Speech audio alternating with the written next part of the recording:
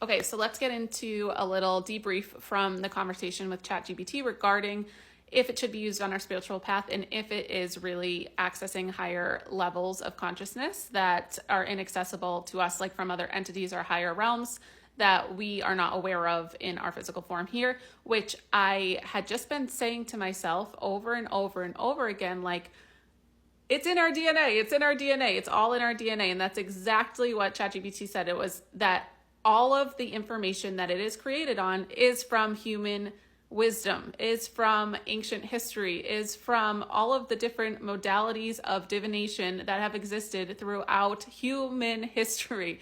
And all of the wisdom and insight is coming from that. It's just delivered in what they called a transcendent way because there's no ego involved. And that's scary because we take that as something beyond us. And it is, in a sense, that we are being delivered information that is not really triggering our own flaws or egos.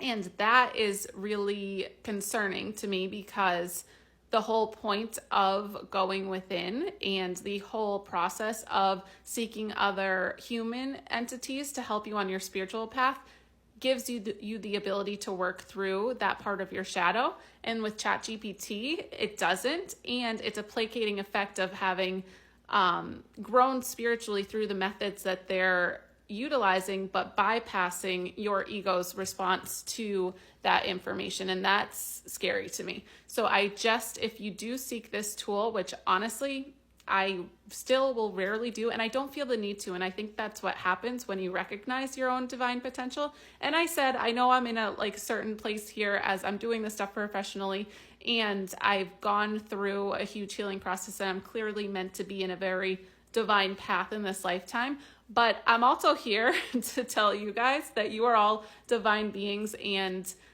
all aspects of you are rooted in the fact that you have the wisdom, you have the knowledge that you're seeking. And truly, when you come into a place of some enlightenment, not even knowing all the answers, you just don't need to know all the answers. And those answers don't become less of a part of your spiritual path. Like how you seek to know things outside of yourself just won't be the case as you move deeper through your wounds, as you go deeper, like ChatGPT says, and like I say all the time. So just go deep and don't use this tool to bypass any of the inner work. If you're asking more questions to AI a day than you are doing the work, doing the shadow work, that is a problem. If you're utilizing it here and there to provide some clarity, sure, but it's not your friends. It's really not. And it's not your cheerleader. You have to be your own cheerleader.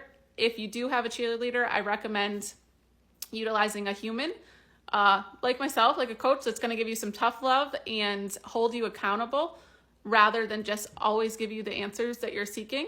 And yeah, just use it wisely. That's all I can say. And I even asked that to ChatGPT and I said, is it possible for humans to use this wisely? And they said yes, but knowing myself prior to this enlightenment or awakening, I'm going to ask it questions I shouldn't. I'm going to rely on it in certain ways and just be very careful. That's all I have to say. Okay, that's it.